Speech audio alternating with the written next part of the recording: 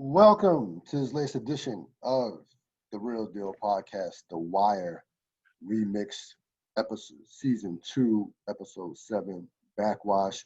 As always, I'm joined by one Robert Sapp. How you doing, Mr. Sapp? Doing very well. Doing very well. How you? Hanging in there, hanging in there. Good. Of course, are on episode 7 of season 2, Backwash, as we look at the fallout of the D'Angelo Barksdale murder, and we some lot of definitely some moving pieces in this episode. This episode is directed by Thomas J. Wright. It ranks 51st all time by Vulture, and want to know the definition of backwash? It is a backward flow or movement, consequences, and aftermath. So certainly a lot of consequences in some consequences in this episode. The epigraph was by one Horseface, who has an all-time great Wire nickname, Horseface. That has to be top 5 nicknames in Wire history. Don't worry, kid, you're on the clock. Themes of this episode, I had 2 that jumped out. Consequences and payoffs. Those are my themes. Those were my themes of this episode. I'll expand on that as we go through the episode. We begin though with the opening scene where you have Bodie going to pick up the flower arrangements, funeral arrangements for one D'Angelo Barksdale. He goes in, explains to the shop, to the guy working at the shop, somewhat the dynamic of their relationship. Then the guy picks up on what type of world and what type of life that both Bodie and D'Angelo are connected to, and in D'Angelo's case were connected to, and immediately takes him in the back where he has a bunch of flowers that in arrangements that were that had guns and things of that nature. And immediately, it did not take long for the guy to pick up on the type of work or the type of work that D'Angelo and that the type of life that D'Angelo and Bodie were both involved in. Bodie, of course, we know didn't have the greatest relationship with D'Angelo, but still says, hey, when you stand next to somebody, you either stand with them or you ain't shit yourself. This was after the guy tried to give him, said that, try to give him a pink arrangement that was pink, and said jokingly said, what your man was too fierce for the pink. And we see D'Angelo get the 221 towers in red and black. And really at the end of I think the end of the scene when the guy asked him how he felt about D'Angelo and did he want to add a note to the arrangement, D'Angelo, had no words and it was just like, fuck it. Let me just pay for this and get up and get out of here. And that's how the scene concluded. Very strong opening scene following, of course, the D'Angelo murder. What were your thoughts? Yeah. The scene was low key heartbreaking, man. To watch it. I mean, like I remember the scene. I remember it every time I see it. And I think I have a similar reaction pretty much every single time. Where it's just like it's in the wake of everything that's happened, but just kind of like the heartbreaking part of it to me is just like when my man is like, was like, so you want to give your man a tower, like a housing project to represent him? Yeah. Yeah. And the heartbreaking part of it is just like, like he doesn't know anything else. So yeah, of course. That was the sum total of their lives together, which is just devastatingly sad to me. So So really good scene, really good opening scene. Very much classic Wire in that aspect, but also just like a real melancholy scene. But was totally apropos for what it was coming after. Yeah, two things that jumped out to me. Number one, of course, and this is something that you've been on, was the fact that Bodie was the one to pick up the arrangement, signifying Stringer's rise and ascension to power, and the fact, and also just the idea that you go to a funeral arrangement place, a place like that, and you see a whole section that's for like gang violence or just representing that type of lifestyle. Like he had a whole section, like half his store represented was it's meaning that it was normal in that that area in that part of the town. So that those two things jumped out to me in regards to that scene. Bulk, Landsman, and Russell, they're discussing the case. Um, Bunk tells Landsman that they have cloned the computer. Landsman, of course, has no interest in this because even going back to season 1, they're not doing the level of police work that they're doing in Major Crimes Unit in terms of how tedious and how detailed it is. So Landsman again has no interest in the fact that they're cloning computers and wanting to go through all these steps. He wants, as most of these big wigs and guys in Lansing position, Rawls included, they want quick and easy results. And of course, that is not going to be the case. We're trying to solve and clear 14 murders. So he kind of shuns that information aside, and then inquires if Daniels would be willing to take the 14 murders.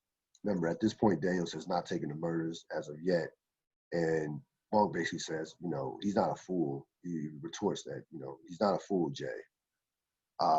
What were your thoughts on this scene? Yeah, I mean, like something you said just kind of like struck me for like the first time, and like I absolutely agree that that's what the show is trying to say in terms of why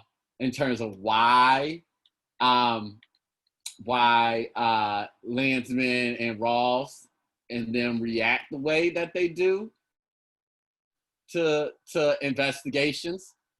So on one end, like I wholly recognize that's absolutely what the show is saying.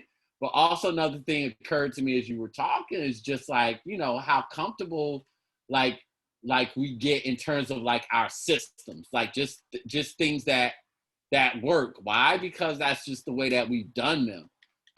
And so yeah, Landsman and Rawls and them have no patience for anything new, but it's also the fact that it's something super new to them. And so it just as you were talking, it to me as to how tough change is for people, no matter if it can look enticing or not the first time. Anyways. Yeah, I Other than that, cannot help to think about a epigraph in season 3 where one of the characters says, we grind, you chase us, why you want to go fuck up the program? That immediately came to mind, and we'll get to that in season 3. But yeah, these are systems and routines that have been going on for years upon years. Yep. To your point, and everybody, no one wants change or likes change from that standpoint. Frog and Nick. Frog, of course, is of course the street dealer that's working Nick's package. They're discussing the package, and Nick Sabaka immediately strips this guy down as far as who he really is. He clearly had a relationship with the dude growing up, as he called him out, basically saying, let him know that, hey, look, dude, you're white, just like the other piss ants that went to a Catholic school. And then he breaks down, I'm basically Locust Point, Union white, tells him what he expects as far as him paying Zig. and mentions, if you do this, then you can, continue to work the package. Frog then, of course, talks about how good the package is in terms of how good the drugs are. Of course, we know the drugs coming from the Greeks, and they're getting that, which will be something that will be mentioned throughout the course of this episode, the quality of the drugs and how pure they are. So you basically have one character stripping down the other for basically who he really is. Like, dude, cut the bullshit. I know you. Let's really talk business. What were your thoughts? Yes. I really, really like this scene for a lot of different reasons. So first of all, what I took from Nick was that's false bravado. That's what that was. He's playing in a game. He has no idea what to do. And so that's one aspect of it. And then the second one is I love the way that they shot the scene of Nick and Homeboy in the drug traffic going through that neighborhood, because it's super reminiscent of it's not even reminiscent because it's coming up later on. They'll come back to this visual in a later season when there's a lot of people of color that are around it. Anyways, so I love it for all the reasons that I adore this season. And it's the idea that, that this drug game is not inherently only in Black and brown neighborhoods, but it is absolutely, and can be in any neighborhood based off of how desperate the person is. And so that's why I say what Nick is doing is bravado, because he's not doing this because he wants to do it, or this is a sense of accomplishment for him to do it. He's doing this because he needs money. He's in desperate straits in terms of just like what he needs and what he deems he needs for his family.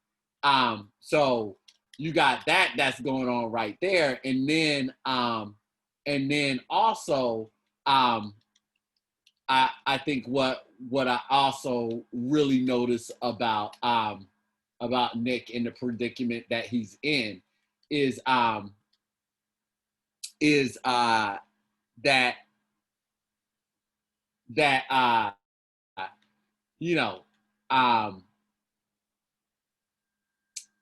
it's funny how dismissive he was of drugs when it was Ziggy that was making the announcement. But if you take a look at Nick's face just a little bit right before he sees the older woman in the walkway, and then gets a little bit of embarrassed and of shame, there's a sense of pride is probably too strong a word, but he was definitely feeling himself. Oh, feeling himself. He thought he was like he looked like a mini kingpin. He felt like in his head. No question. Yeah. But yeah, so it's funny how you can have all these contradictory parts of yourself, because at the same time as he is being really, really dismissive of anybody else who's doing it, at the same time he's finding some sense of accomplishment at the same time. So anyways, he's dabbing into that. It's false bravado, much like Sabaka, and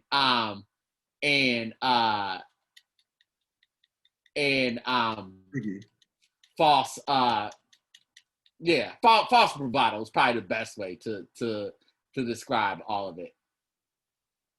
Yeah, I'm glad you brought up the older lady, because I think, now we don't know any knowledge of this, we can't prove this, but there's a possibility that she saw Nick when he was growing up. So the way he reacted to her, who knows? That it could have been like, I remember you when you was little, when you was 10 years old running around here, you wasn't about that life. So Uh-huh. it was funny how he stripped Frog down, and then almost, within 2 minutes later, she basically, by looking at him, strips him down for what he really Yep. is. Yep. Um, Speaking of Frost bravado, we have the DC Connect who facilitated this D'Angelo's murder, and of course Stringer Bell. They're discussing D'Angelo's murder. The contact basically asks, basically finds out through Stringer that Avon had nothing, didn't know anything about this. Stringer, of course, warns him that none of this better get up in Avon's ear. He says, all y'all Baltimore niggas is off the hook, all y'all. Um, and you had that scene before we go to Avon and Weebay. What were your thoughts on this scene? Yeah, this is the official announcement that Stringer is on his own and is the de facto boss. Now, this is the very much public official announcement. They have been, I mean, we've talked about it a lot. They have been announcing it in a variety of different ways, undercover, but this is the official announcement. He essentially says it. Um, yeah, yeah. Yeah, I have something on Stringer later on when he meets with Avon. I'll get to. Avon and Weebay are in prison. Weebay, of course, this is kind of like a reverse where, in the past, we saw Avon eating the chicken and saying, trying to help Weebay get through his tough times. Now you see this, you see the flip side. You see, of course, Avon is distraught over D'Angelo's suicide, or a suicide to him, apparent suicide to him, and Weebay is trying to console him. Avon mentions that Weebay mentions that it could have been for the best, considering that he almost rolled on him in season one.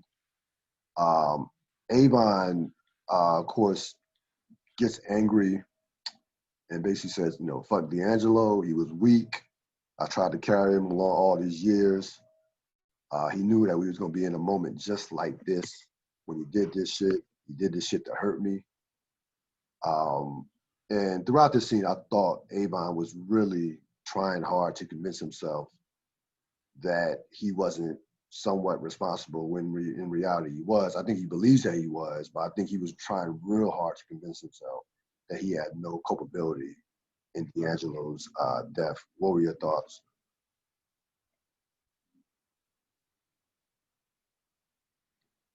Yeah. I mean, like it's definitely a reflective scene, um, where there aren't too many times we get a chance to see Avon like reflect on like the consequences of his actions, and so um, there's a part of it that is that seeing Avon reflect, but on a very macro level, you're 100% accurate. It's more important that Avon says to himself and then hears from his peoples that it wasn't his fault, even though he knows it's his fault. No question about it. Herc and Carver, they go to the police store to purchase the bug device. Carver leaves his credit card. The device was like $1,250 with the policeman's discount. Uh, Mainly definitely a setup for what would transpire. Quick scene. What are your thoughts? Yeah, set up. Exactly. Rawls, Daniels, Landsman. Rawls tries to convince Daniels to take the murders and roll the cases, merge the two cases. Daniels flat out refuses to, and basically and gives the reason why he refuses it. Again, Daniels showing that he's of course he's no fool, and of course he knows how the big bosses are thinking. What are your thoughts on this scene?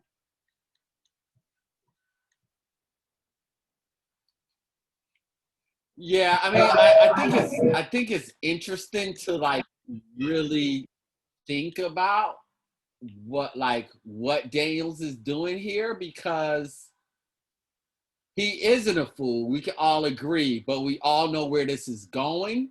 So I think now is as good a time as any as to analyze why he did it. Um, and so I think at the beginning parts of here is where um, is where we start to get a sense of that moral compass that that Daniels has and will have, and there'll be one specific key phrase when we get there that is said to him that I think really outlines this. To Daniels, this isn't about career moves. Never has been. And so that I think that's important to analyze in this, because again, we all agree Daniels is not foolish, but we all know what happens. Right. Right. Why does it happen? Yeah, we'll talk about that when it does happen. Yeah, yeah, Frank and B. Russell. Russell, of course, goes down to the docks, and at the behest of one, of Bunk, when they earlier in the episode they just discussed the strategy in terms of how they were going to go their approach to the case, besides the cloning of the computers. Um, Bunk told Russell that we need to make sure, we need to convince them that we're going away, that we have, that we've lost interest in the case. So Russell goes down to the docks, tells Sabaka that they're, that they really don't have anything, and they're, going to be going, basically or in a sense backing off the case, backing off. Um, and Sabaka looked convinced to me. Um, Looked convinced. So now, they've kind of got them in a position where maybe they let their guard down enough for the detail to proceed with the investigation. Quick scene. What were your thoughts on this scene? yeah. I can't remember if we're missing something right now, to be honest with you, missing another scene. But this goes to what we were talking about. Probably not last week, the week before that. No, maybe it was last week, because that's when we were talking about like all the boredom stuff that was going in. But now this is where all of everybody's work is like really coming to fruition, right? Paying attention to the how that goes, making sure that they were fairly exhaustive in their searches for everything. So like all those rules that we know about the investigation is now starting to really pay off, because um, because but like now that all the rules are being set, now we know how it's going to get played, and specifically it's all in on the investigative part of all of this. And a big part of being all in is that now, in order for them what just to watch what is going on, they need to now pretend like they were never there. Right. So you have quick scene with Herc and Carver putting the bug in the tennis ball. Again, it's a setup for what's going to transpire in another scene. Bunk, Freeman, Russell, and Russell in the back of the headquarters. And Freeman is, looking at the computer, and he's telling Bunk, Bunk is discussing, talking about going to the bar, talking about how bored he is, and Freeman says, clear as day, nothing is wasted. Yeah. And Freeman, I was thinking about this before this podcast in regards to Freeman. Freeman is, you hear this phrase a lot of athletes use about the process and trusting the process and falling in love with the process. Freeman is absolutely in love with the process of policing, of detection, which makes him, who he is. I mean, he is absolutely the stuff that like the average cop looks at being tedious and boredom. That is absolutely his wheelhouse. Yes. Yeah. I mean, definitely as stated on this show. Like it absolutely is. I think again, there's a method to the madness. And I think that method is that like they're really trying to show so they're really trying to show investigations are hard. Right. Like this is hard stuff. And not a lot of people have the not even the intelligence, just the disposition The of discipline. doing it. And somebody who is as respected a character as Bunk on this show at this given time doesn't seem to have the disposition right. for a long drawn out investigation. So again, you see how the Barksdale crew just didn't, that this is not part of policing, and you see how the Wharf and the Green, everybody will react. This is not part of policing. And so in elevating Freeman and showing us that of Freeman, what they do, to your point, that this is the part that he loves, it actually also shows how many police officers in this world or in this viewpoint don't find value in that. And therefore you don't have a lot of these investigative units, which then will blend nicely into why Daniels is so smart. Right. And speaking to our point earlier about the systems and about people not wanting to stray away from their systems, like Bunk is a good cop, but he does have his own system and way of doing things as far as the investigations. And this goes outside of his own system. So if we're gonna give Bunk that grace, then we gotta give Landsman, we gotta give Rawls that grace. Because they create Raw, that's their system that he's working under, that he's used to. The whole point of it is that the system is beholden to itself. Like there's a way that cases have worked at homicide, and that's what Bunk is used to. That's what Landsman is used to. Rawls is used to. No question. There's a way in which cases work, which is counter to the way in which they're running the investigative unit.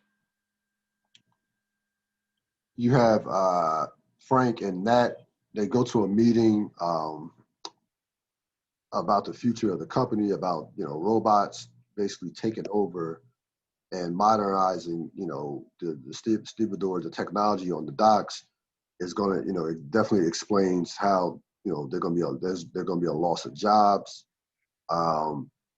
You see, Frank sees the future flash right before his eyes, and of course, it's not pretty if you're a working stevedore or checker, because again, chances are, no, there's not chances are you're gonna be out of a job and come in the near future. So he and Nat see this meeting, and the guy who's running the meeting is talking like, hey, we're gonna be efficient.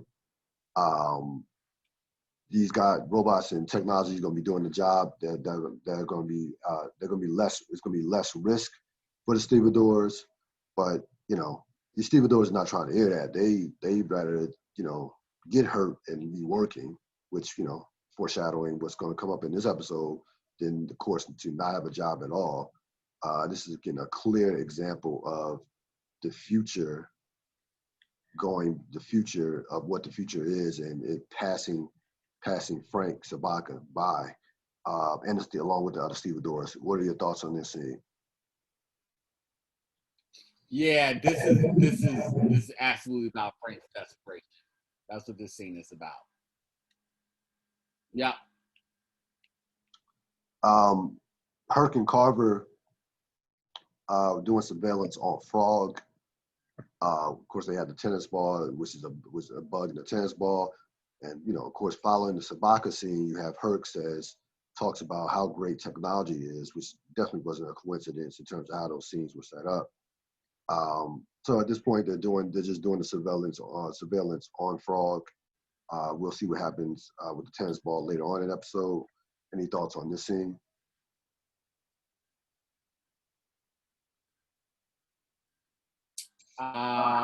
Setup. We get to Stringer, Brianna, and Donette.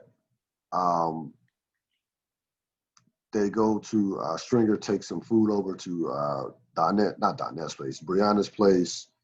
Brianna, of course, he sees Donette there. She's in the kitchen cooking.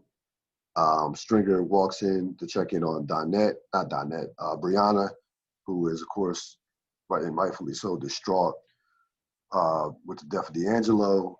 She just lays on the bed, not lays on the bed, but sits on the bed weeping. And Stringer, coldly tries to consoles her. Idris Elba was brilliant in this scene. I mean, just without, said a couple words, but just his facial expressions. And I thought he was just, even though the scene wasn't that long, I thought he was just tremendous in the scene. What were your thoughts on this scene?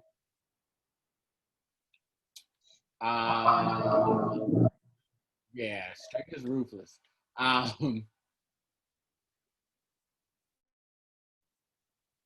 Yeah, yeah. I mean, I thought, it got exactly what we were supposed to get.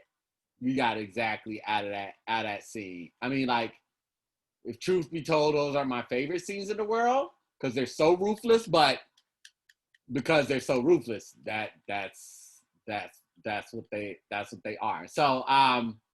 So yeah, very very well acted scene, very well crafted scenes. Nick, Ziggy, and the Checkers are at the bar. Nick gives Ziggy the money. Of course, Ziggy, unbeknownst to Nick, thinks that he's going to be a father. He's gotten some fake paternity papers from Maui, who played a joke on him. They're playing this scene was hilarious. They're playing Love Child by the Supreme on in the bar over and over again. Ziggy, of course, has had zero chance of picking up on it. He had no. Nick then figures it out, calls a number, and then of course Maui answers with the fake lawyer, shyster, and again through the comic relief that was this scene, the underlying text or the underlying part to me was Ziggy again being embarrassed, and that continuously adding up over the course of these episodes, because he clearly was embarrassed in front of the Checkers and Delore and the bar and everybody. Funny scene, but again, just piling on the embarrassment of one Ziggy Sabaka. What were your thoughts? Yeah, I mean, like we called it out last week, and so that's the only space I'm gonna stay with Ziggy from now on. Ziggy's a tragic figure. I mean, like, he's a tragic figure, and so like this is now we're on a downhill. Now we're on a downhill course to his ultimate tragedy. And so, yep, this is another hurt, but instead of this is another. And so, like I said, I've moved it kind of into the pure own tragic. So it's leading towards something. Yes, it's building. I just thought about this. Like, how much does Maui hate Ziggy? Think about all the work he had to do, the fake paternity papers, the number was his. That was his cell phone. But that was a lot of thought that had to be put into playing Love Child over and over again. He put a lot of thought into that prank. I mean, think of the last thing that Ziggy did to him, though. Yeah, he put it. Yeah, they They're put going it. back and forth. Yeah, no, they have. No, they have. It is. Yeah, they're going back and forth. That's true. Kima and Prez, well, of course, are in a quick scene scoping the strip club, which would be again will be set up. What are your thoughts on this quick scene? Yeah, second. Daniels and Marla discussing the case. She, of course, claims that he, of course, is choosing. Tells her how much he loves working the case. She says that he's not choosing. She says that he's not. This is not, of course, a smart career move. He claims that he's playing Burrell's game by not taking the murders, but of course this is set up. This is some setup as well. She doesn't like him going down this road of trying to go dig further and further of going into this case, even though he's not taking the murders. He's trying again. We talking about putting on the front. He was trying to put on the front as if he wasn't going to go all the way with this case, and of course she knows him better than that. So she's annoyed by that from that standpoint. What were your thoughts? I don't know if I can do that. I think at this point in time, thinking about this scene, how many times I've seen it, because I've actually thought about this I've thought about this concept a lot. I think he is trying to convince her that he's still playing the game. Right. Yeah. No, I said that. Yeah. But I don't think that she's not buying it though. That's what I'm saying. She wasn't buying it. I don't think he's doing it very convincingly either. So I think it's half-hearted in that. So we're not disagreeing at all. Right. I think that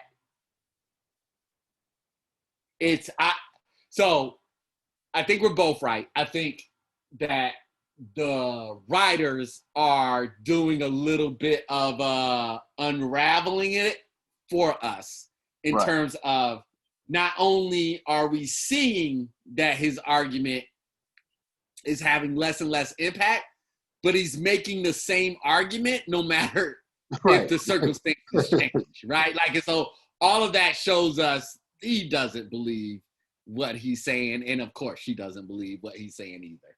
No, not at all. Frank and Nat discussed the future of the union. Now, of course, it's Frank. It is Frank's turn to give up the treasurer's seat.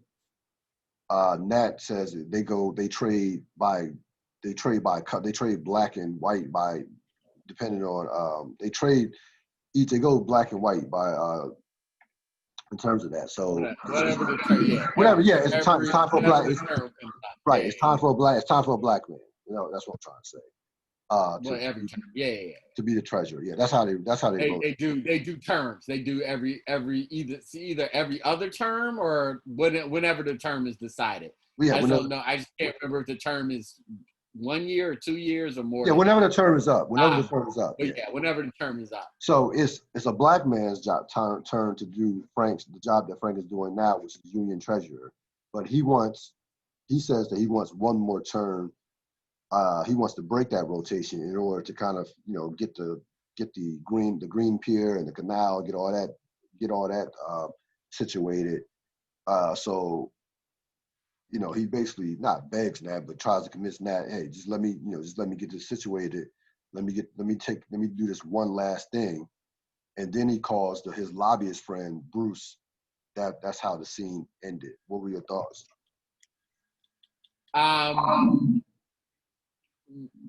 More hypocrisy by Frank. We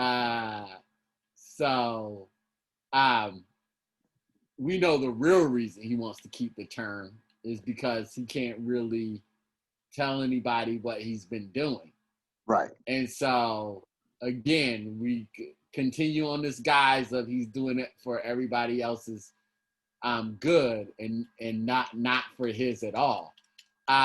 So yeah, more hypocrisy by Frank. We see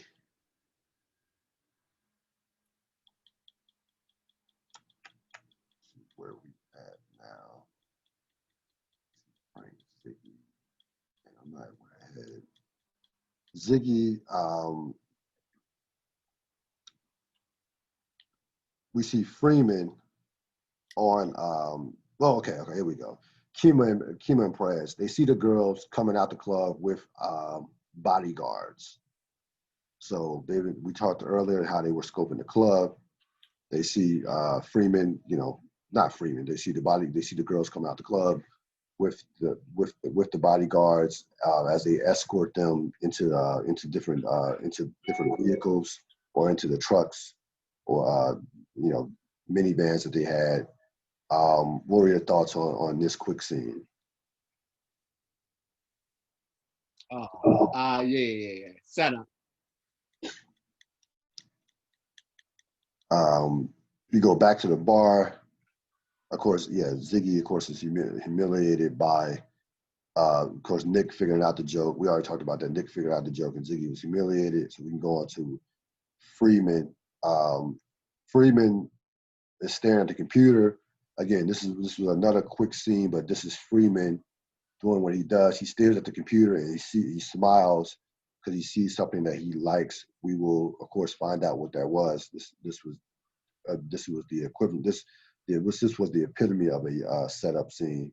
So we'll see. We'll touch on that later in terms of what Freeman liking. Find out what Freeman was smiling at as he's staring at the computer. Kim and Prez go into the hotel where the girls are staying. Not Kim, Kima. Kima distracts the receptionist as Prez found out which floor they were going up. Finds out that they were on the 6th floor. This will play a major part in a few episodes. So their work pays off in terms of following the girls, and Kima distracted the receptionist so that Prez could get some more information about where the girls' location was at in the hotel. What were your thoughts? Yeah, this is a really good scene, kind of breaking down how this investigative process is going to go, and how it's going to look a little bit different from the drugs or from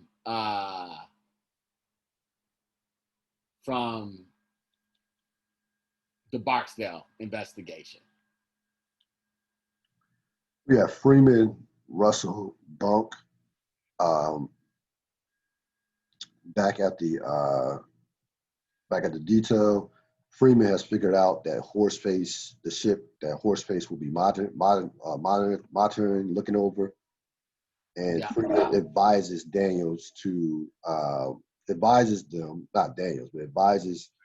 Russell and Bunk to kind of keep Daniels at bay in terms of, the discussion about the murders. That like they don't want to.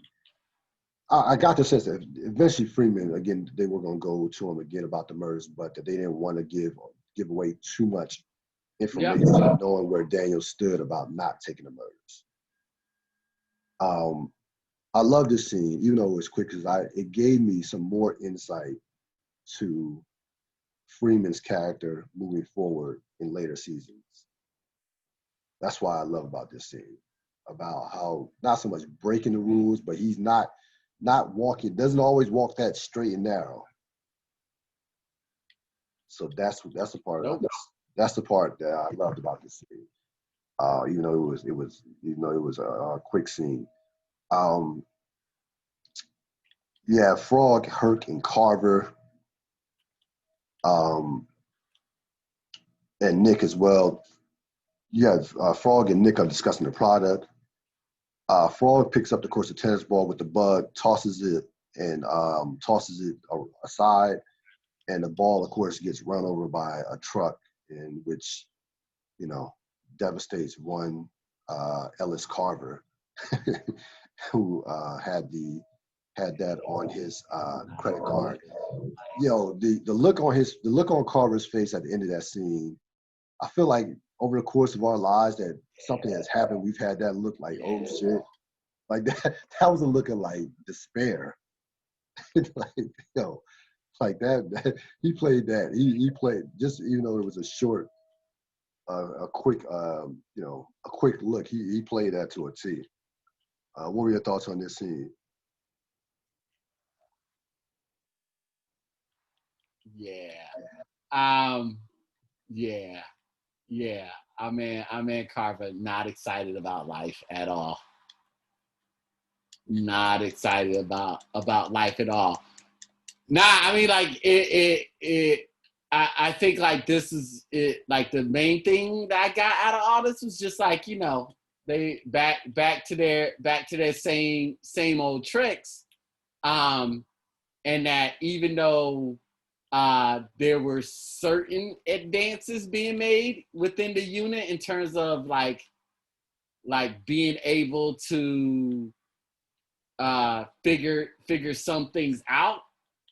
It's not it in terms of those two, not the most Yeah, more times than not, it advancement doesn't in work out. terms of Yeah, it doesn't work out more times. yeah, It's just, yeah, in terms it's of growth.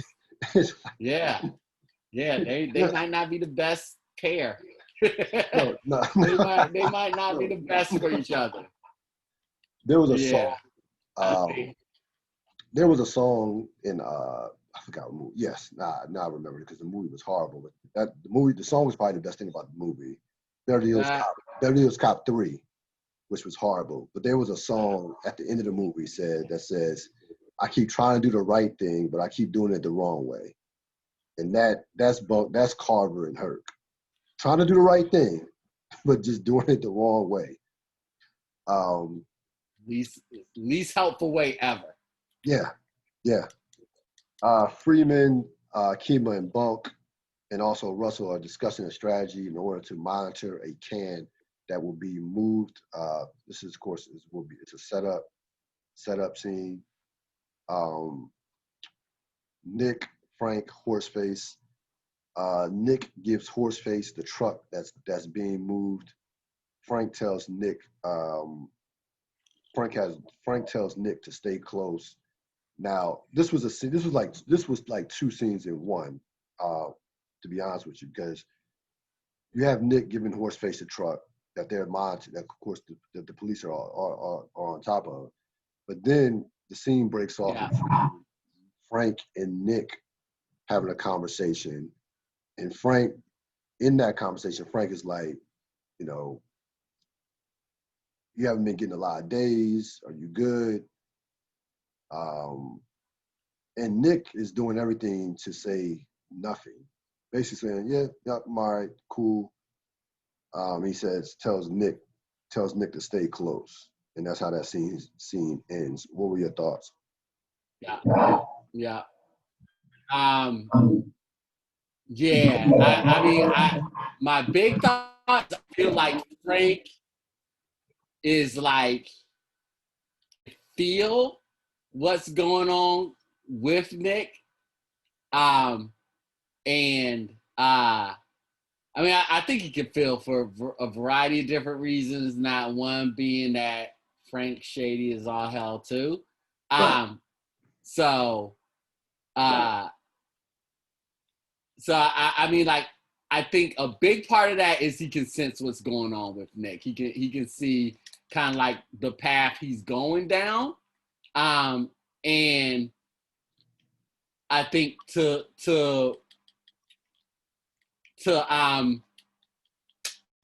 I don't know, to Frank's infinite arrogance, I guess he's like, if Nick is with him in his wheelhouse, that somehow he'll be able to keep him at bay. Safer?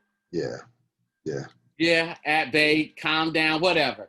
Like all the different things. And as we know, Frank is actually a big part of is the problem. No question about it. Yeah, so it's interesting.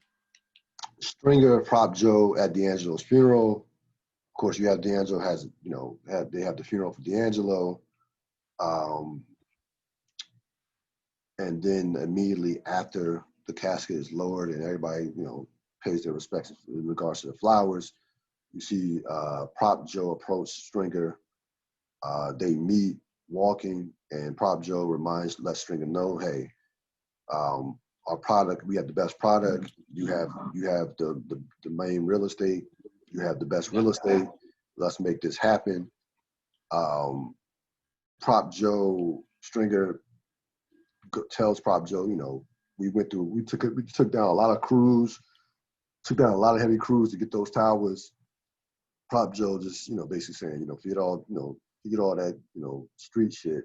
This is about business. This is about business. And Stringer lets Prop Joe know that he will consult Avon about the decision.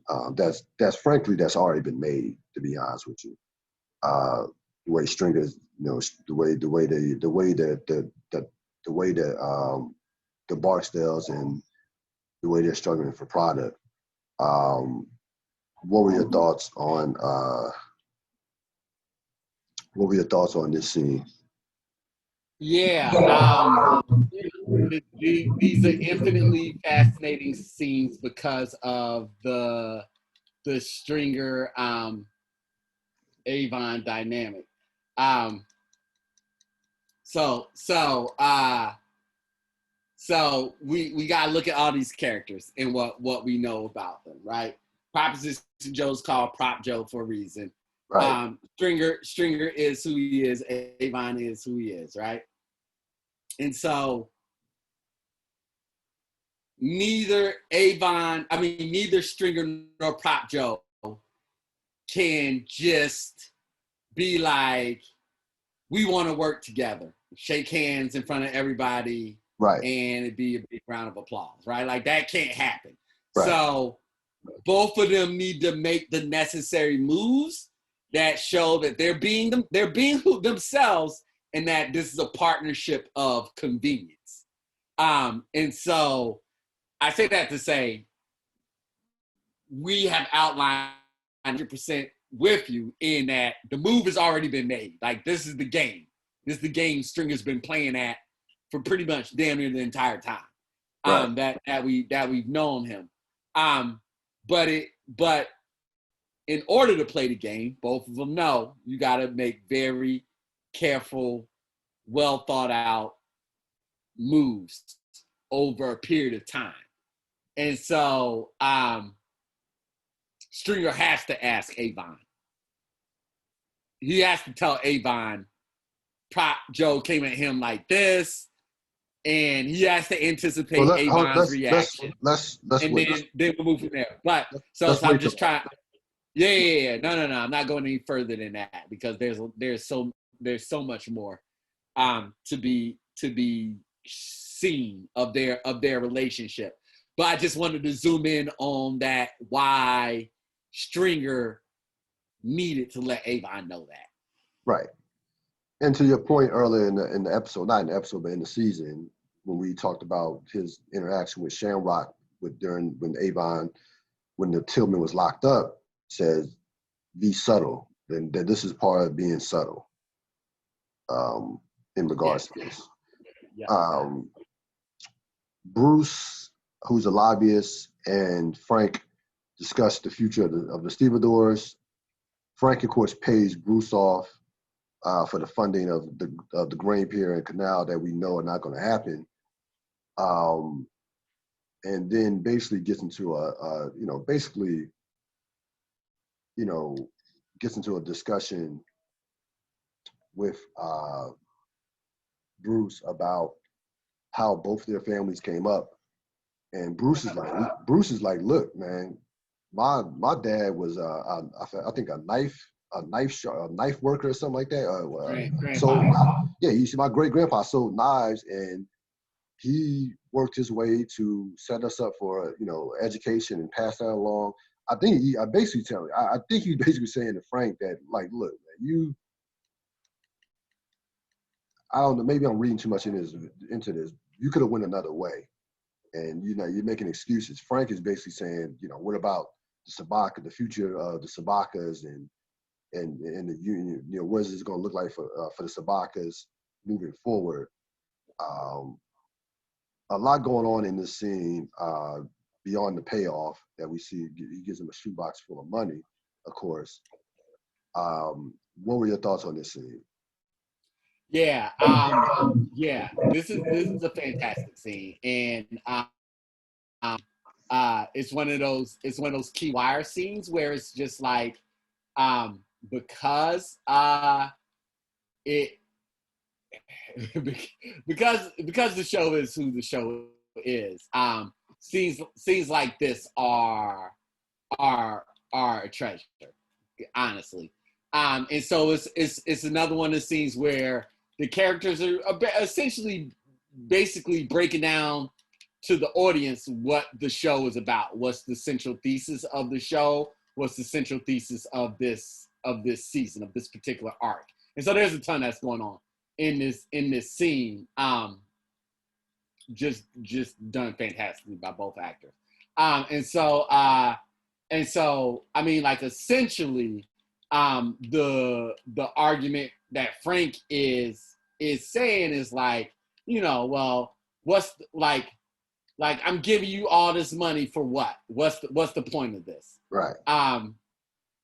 Like they like my peoples won't even have a job, and you'll be eating real good and real nice, and life will be great for you, and you're basically stealing our money. There's a lot that's being said in that, and so Homeboy basically is what he's saying to him is just like, yo, I've been there. My family's been there. We work really hard to get where we're at right now. We're seeing Frank, as we know, Frank is a hypocrite, and Frank is justifying his decisions based off of stuff that doesn't actually really matter. And so while the guy is like saying, like, using his best, like, argument, like, whatever, it doesn't matter because this isn't about heritage or anything like that. This is about Frank that he's not getting a discount on this money, and not getting the best bang for his buck versus everything that he's paying for. And so the reason why this is like a thesis statement on the show is we talked a lot about systems and this is the heart of our system, our governmental system right now. I have enough money, I pay somebody to convince somebody to make a law for me. Right. What Frank is upset is that he doesn't have enough money. And that is what essentially The Wire is about. It is about people who do not have X and go about another way of getting Y. And so this is essentially what was going on in this conversation between them, because yes, that man is taking his money. That's part of the system. Yes. If you don't have enough cash to play, then whatever cash you bring, we take. And that's part of the system. Yep. As one of our main characters will find out in the season. And so Frank's pissed. Yeah. Because he doesn't have enough money to make the thing he wants happen. And yet he still does it. He still does all the foul ass shit he does anyway. Anyways. Well, and So all, many this. like, So many. no, it was a lot going on. And again, adding on to your point, like you could have the money, but having the money is not going to guarantee the result. Like it gives you a chance to just to be in the game. Doesn't matter. Doesn't guarantee that you're going to win the game. Here's the larger point. Yes, you're 100% right, especially if you don't look like the people who you're paying all this money to. Here's the larger point though. Frank doesn't have enough money. No, That's not enough to get no, done what he wants to have done. It's no. not nearly enough. Compared to what others are, yeah, no, yep, yeah, He exactly. doesn't have enough money. It's just that simple. He doesn't have enough money. And that's factored into the game, which is why the guy keeps offering him other stuff. But that's what's being said in there. And then the question is, why does Frank keep doing the things that he does? Right. If he knows he doesn't have the money. Horseface, Russell, Freeman, Kima, and Bonk. Horseface disappears a can. The detail tracks it on the computer and watches as the truck is being driven by Sergey. Russell gives them intel on whether or not the can is dirty. The can proves to be dirty. Bonk follows the truck to a location that is controlled by the Greeks. Just a brilliant scene for depicting how intricate an investigation is and how many moving pieces there are. I love this scene from that standpoint. What were your thoughts? Yeah, good scene. Good scene. You already said it for what it's worth. Avon, I don't really have anything to add. Avon and Stringer. So Stringer, of course, goes to visit Avon in jail. They briefly discuss D'Angelo. Well, not briefly. They actually go in detail with D'Angelo. Entire conversation. Yeah, it was. It was. Avon, of course, continues to be distraught about it. You have Stringer trying to do two things at once. He's trying to get information on on the job that was done, and also trying to console Avon. So it was a very fascinating dynamic from that standpoint, because he says at one hand he's like how can you keep a man from doing that to himself? You can't be around him 24/7. If he going, once he gets that into his head, it's going to be done. Nothing you can do. And then he says, well, what did the investigation come up with? And of course, Avon says, he just, described it, sat his, tied the belt around his neck and sat his ass down, in Avon's words. So you had an interesting dynamic from that standpoint. And then towards the latter part of the scene, he tells Avon about the Prop Joe offer. At first, no, even before Prop Joe, he talks about the Atlanta Connect in terms of discounting in terms of asking to discount the product. Avon, of course, refutes that and says, what are we, Kmart? And then he refuses to, vehemently refuses to take the Prop Joe product in exchange for a tower. He didn't even give that a second thought. Matter of fact, it was ironic. He gave anything that was discussed about the drugs. He didn't give a second thought, which shows you the disconnect in terms of philosophies with Avon and Stringer in terms of where they're at. So, great scene. What were your thoughts? Okay. So obviously there's a tremendous amount that's going on here. So I gotta tread lightly. Yep. This is The Wire being the Wire that we know, but didn't know it at the time. They're ahead of the game. This is essentially the start of season 3. This is it right here. This is essentially the start of it right now. And so here's what I want to propose. From this point in time, we look at Stringer, Avon as rivals. they are absolutely rivals right now. In the physical form of they're about to fight each other, no, which is the okie doke that we got played with for a very long time. When we saw what we saw coming in season 3, we thought it was going to go one way, and then it didn't go that way. And I think it didn't go I know it didn't go that way, of course, but the seeds were planted in a lot of different ways for us to think it was going to go one way. And so I submit that we didn't calculate how early they were actual rivals. And that's why we didn't see where it was going as early as we needed to see. I know I'm being super vague, but it's so many. I'm alluding to some heavy spoilers in season 3. So I'm being super vague on this one. But for our intents and purposes, as we continue to watch on, I submit they're rivals in this moment. So what I submit that's going on in this scene is that Stringer's feeling Avon out as Avon is feeling Stringer out. And I think the other part that makes it even deeper and why we probably couldn't have seen it at the early age that we were is that Avon's coming to that realization himself in this scene. Avon doesn't even know it yet. Stringer knows it. Stringer's very well aware of what he's doing. Avon doesn't know it yet. And I don't think he knows it until Stringer brings up the drugs so immediately after or the deal with Proposition Joe so immediately after he's so cavalier about D'Angelo's death.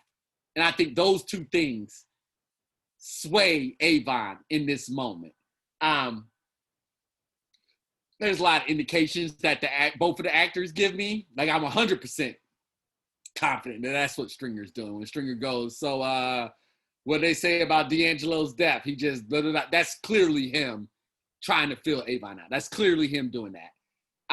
Avon Harris has to play much more subtle because like I said, at the beginning of the conversation, he doesn't know. But at the end of the conversation, he has an idea. He has a significant idea. His assessment of like, this is not even a question. Like, what are you even talking about? Like right now, like that's not even a question. And the Kmart line, I think both of those were very much, this is the way I thought we were dealing with things, and now you're dealing with it in a completely different way. Why? Why is that? I think that's the genesis of it. Like I said, Wood Harris, Avon, much more difficult job, much more subtle than Stringer has to be, but that's why I submit at this point in time, this is the beginning of season 3, and that we look at them as rivals, mental rivals at this point. Yeah, one thing I noticed about the scene that I hadn't noticed in previous viewings was the fact that we've been continuously talking, like Avon has been in this funk mentally for like the last 3 episodes. Even before D'Angelo's death, when he realized that D'Angelo didn't want nothing to do with him, and when he realizes that his Atlanta connect is no good, and the drugs and the towers are struggling, things of that nature. So he's been in a 2 to 3 episode funk. When Stringer asked him that question about the drugs, even before the Prop Joe, that to me, he had a curious look on his face. I think that almost snapped him out of that funk, and it was like, okay, D'Angelo's dead. Now he went back into, to me, kingpin chess move mode. Like to your point, I don't think Stringer realized that, but that snap. Maybe Stringer did realize it, but that whatever funk he was in, he was snapped out of that funk with those questions that Stringer asked. Yeah, I mean, like we're saying very similar things. I think I was giving Stringer more like he has to be more obvious with it, but they're both being subtle with it right here and now. And so, like, to your point, I think that kicked Avon's instincts back in to gear of just like, wait, what's going on here? Why did he suggest? Like, what? Like, that's much more of a space he knows how to play, of course, very, very well. And so all his old instincts start kicking up in that moment. But I also want to say that the reason why this is very layered. These performances will be very layered and very nuanced as well. And so it's a credit to the show that we're just kind of coming to thinking about both of these characters in this way. When we're 40 and the show's been over for damn near 20 years. And so I don't want it to ever be like either one of us is saying what they're doing is obvious, because it's not. It's not at all. No. They are playing, they written, directed, acted, all at a superbly high level to pull off what they're doing. And so yeah, that's the only thing. Even though I feel like we're accurate in our assessment of the show, I definitely don't want to take away from what the show accomplished in terms of how well they're pulling this off and how well they're doing things. No question about it. Bunk and Kima. Now this was a quick and curious scene. So Bunk and Kima have a quick discussion. Well, it wasn't even a discussion. Bunk says there were girls in that can and they are still inside. What did you make out of that statement by Bunk? You got to go with what you thought, because I don't necessarily know if I thought about it that hard. Yeah, to be honest with you. So you just got to say what you said. I think that, I don't know if he was putting more emphasis on the case, on why they should be working the case. It was kind of somewhat confusing. I don't know. I mean, this is one of those scenes that it happened so fast. And I was like, I don't know. I don't know. That, you know what? Let me not. I just need to see it again. Okay. I mean, it's just one statement. It didn't stick out like that to me, so maybe I just didn't look at it hard enough. Okay.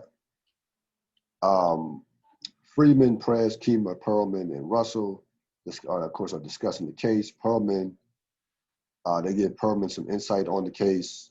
They want to go for a wiretap on Frank Sabaka's phone, but Perlman says they don't have enough yet to get to that level, to get enough to get to a phone tap on his phone. But they're not, of course, they're not far away. A lot of foreshadowing and a lot of some setup for in terms of this scene. What were your thoughts? Yeah, I mean, this is the one where I just really, really, really like this show, because it trusts the audience to remember all of the different parts that go into a successful ability to get the wire for a tap on anything. So it trusts us to remember that, even though it reset. And the reason why it trusts us is because they worked very hard at setting up the rules last season and then also restating some of those rules this season. So this is where all the extra work comes off. Because in lines like this, because they trusted us enough and because they set it up so well, then they could just say that and know and have confidence that we know exactly what they're talking about. Love it. Nick and Amy, of course, they are in his parents' basement, but he has some good news. He of course, he's making a ton of money, and he lets her know that we can go out there and get a bigger place, like a 2-bedroom type apartment. And she tries to inquire about the money, she doesn't even inquire about the money. She's just happy to hear about the place and starts smiling. Nick, again, a continuance on Nick, to our earlier point, really feeling himself at this point, and where he's totally enamored by the money and the idea of having real money. What were your thoughts on this scene? Yeah, I think I still, it's not enamored. It, to me, it's desperation. Um, this is the sole arc of everything that happens with him, and so two things I think are happening. One is he's becoming more like his uncle Frank in terms of she doesn't ask him, but he definitely tells her a lie. He definitely tells her a lie. I mean, like, if she does ask, I'm not gonna sit in front like she didn't ask the question, but he definitely goes into a lot of lying to answer that question. And so very, very reminiscent of Frank. So that's one. And then I think the second thing is that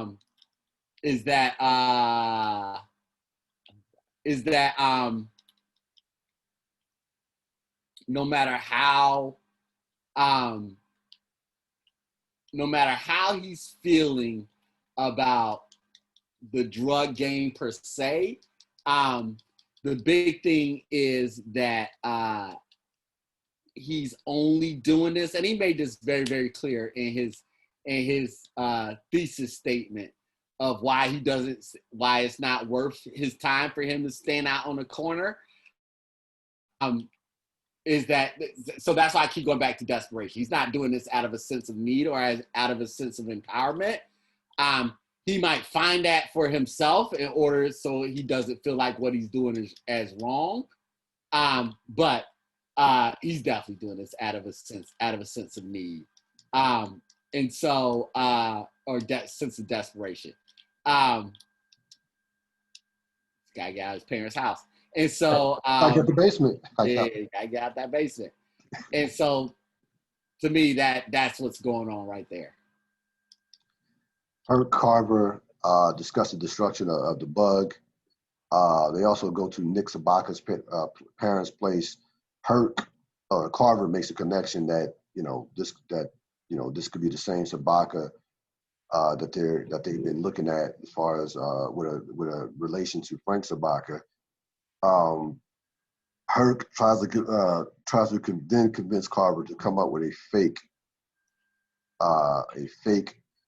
informant, confidential informant, which will, again, that is something to put a bookmark next to. Yep. Yeah. Remember, don't forget about that. Remember that. What were your I had thoughts? to remember that first season. I was like, this is the first time they did that. I was like, oh yeah, this is when it happened. Yeah. What were your thoughts on this scene? Yeah, set up for many years in advance. Yeah, it was. Bulk and Freeman try to convince Freeman tries to convince Daniels to throw some more resources at the case as he sees the case, moving along. Quick scene, but what were your thoughts? Was this where Freeman talks to him? No, that's that. Okay, so set up. This is set up, yeah. Kima watches. Kima is surveilling the place where where the Greeks pulled in, took the stolen truck, and this is at night, and she sees Sergey talking briefly to one Prop Joe. What were your thoughts on this quick scene? Yeah, we're just kind of getting a more of a clear look of how interconnected this all is. It's very quick, but it's very awesome. Yeah, this because it kind of brings the whole thing together. Everything together. It brings a lot. It brings everything together, and it gives you some foreshadowing into what this is going to look like for the future. Ziggy, Nat, and the stevedores try to convince Ziggy that he can take Maui out. They try to convince him of that. Yeah, they gassed his head up like big time. We will see how that pays off in a future episode. Then they get word that one of their own has been hurt. Uh, New Charles, of course, he had one of the cans, not cans, but some a heavy thing, trunk fall on his leg. His leg gets completely severed, and Horseface says the epigraph, "Don't worry, kid, you're still on the clock." Very tough scene to watch. This is ugly in regards to the dangers of their job. What were your thoughts on this scene? I was trying to think if there was anything deeper I thought about it. I mean, I think the thing that gets me pretty much every single time is like, no matter like how hard they were going in to each other, like they still, like when it was when New Charles got hurt, like everybody rushed out, like everybody to a man. I don't know. It sticks out to me every single time. I don't necessarily know if it has anything to do with anything. It just sticks out to me every single time. But that's it. Yeah, yeah. Freeman Daniels discusses. There's a larger meaning. I can't see it. Freeman Daniels discussed the stolen can. This is when Freeman tries to convince Daniels to take the murders. He says that those girls, really died in that can. He says you should not let this pass, or you're going to be wondering how you go about living your day to day. So he hits him with not so much a guilt trip, but hits him with the old, with the knowledge, hits him with some old wisdom, and really goes in on Daniels as far as how important this case is and why he should take it. What were your thoughts? Yeah. So this is where Freeman shatters Daniel's illusion. Because you have Kima and Daniels. I'm trying to think if there's anybody else up until this point who are the for real moral centers of the show. You had D'Angelo, but D'Angelo's gone now. I mean,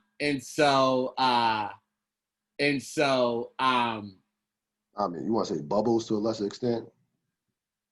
There's a lot of roads to travel with Bubbles, but absolutely. There's a lot of roads to go until he becomes the true moral center of the show. At this point in time, you couldn't say that. No. And so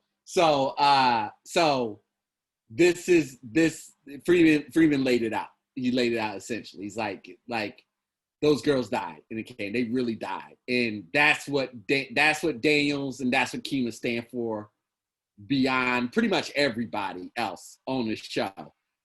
Is that they want to do a case well because a case should be done well, because a for real crime is committed and for real justice needs to be had. Not this politic bullshit, not this petty, this is about me bullshit, but an actual crime was committed and actual people died and an actual suspect is out there and actual police and blah, blah, blah, like all that stuff.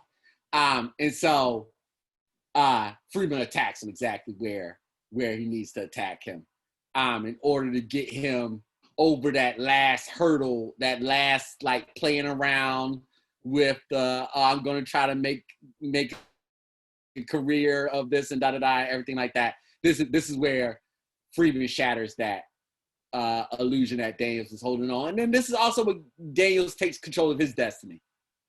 All that other stuff later for it. He wants a major case where he can work really good cases and do this. That's what he wants to do. Right. This is where he owns it. In this moment.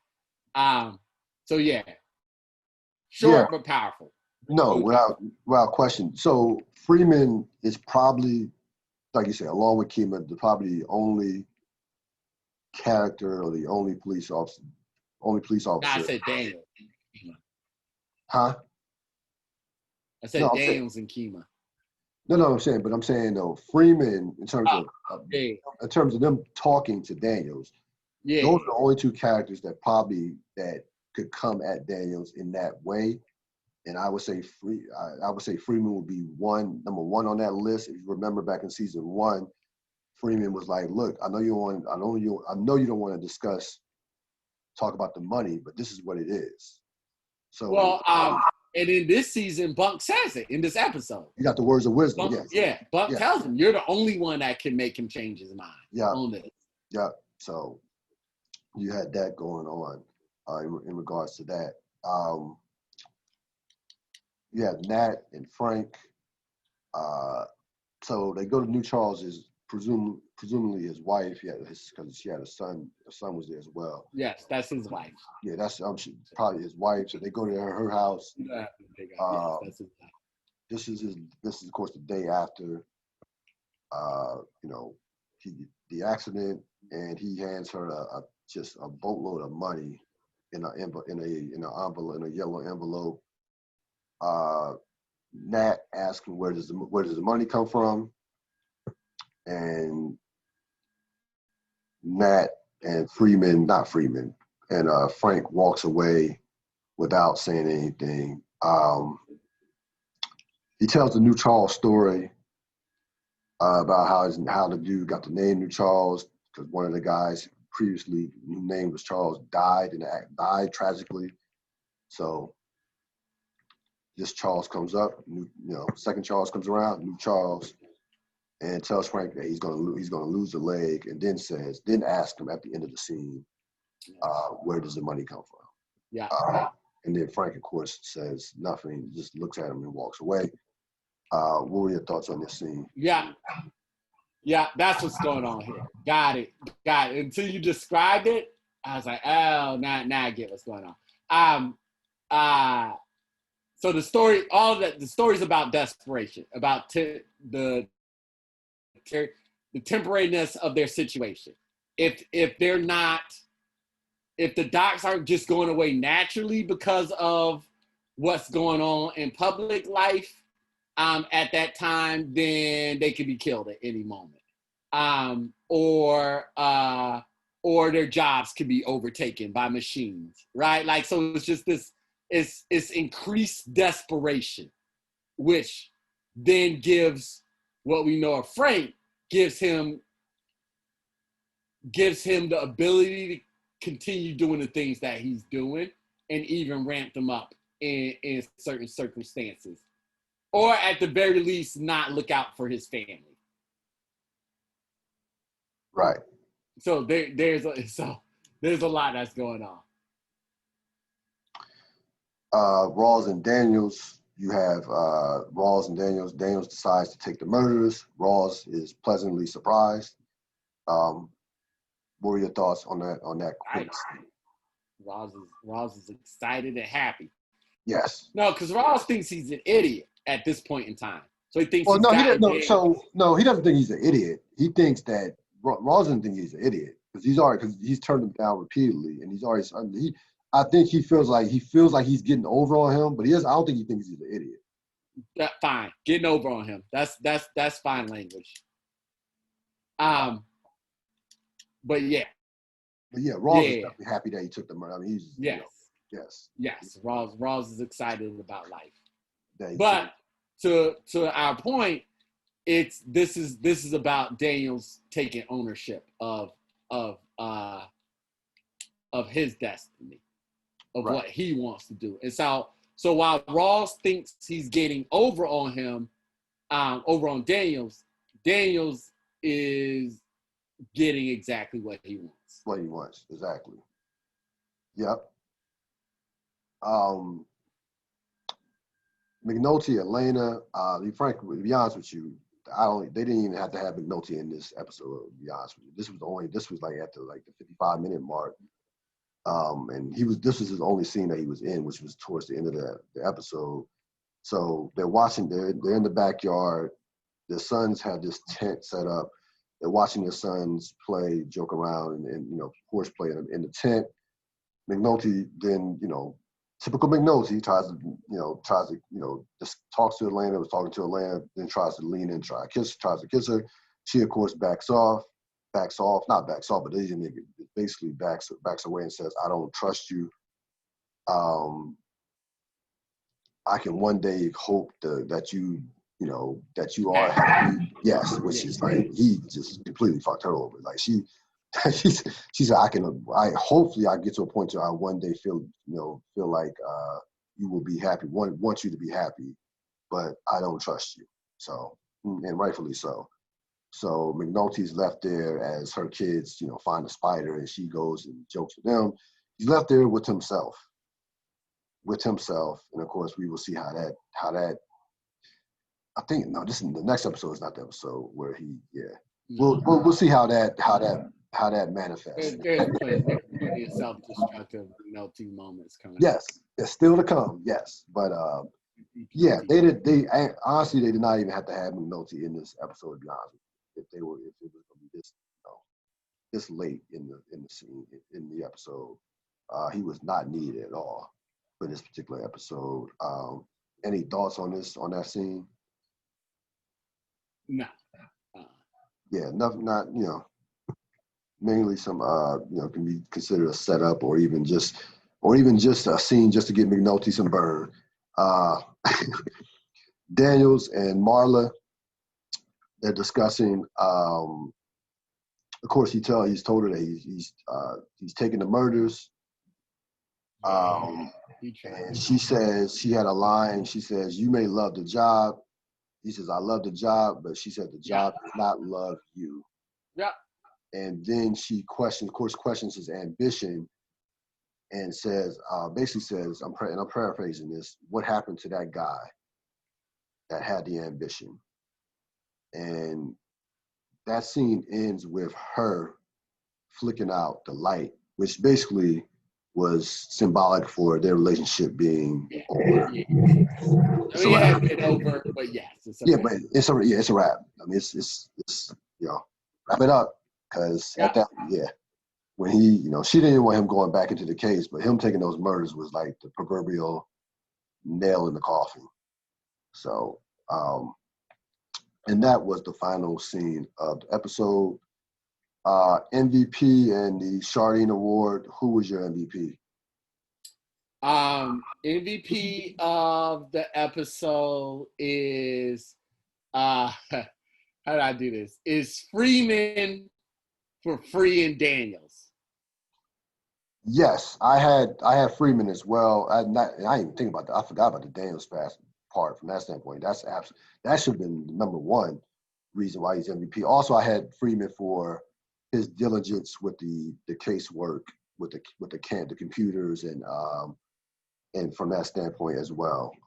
But yes, for him getting Commissioner Daniels to take the murders, that's without question number one reason why he was the MVP of the episode. And the Shardine Award for best performance, I'm going Sabaka and his lawyer or his lobbyist. Sabaka and the lobbyist. Okay.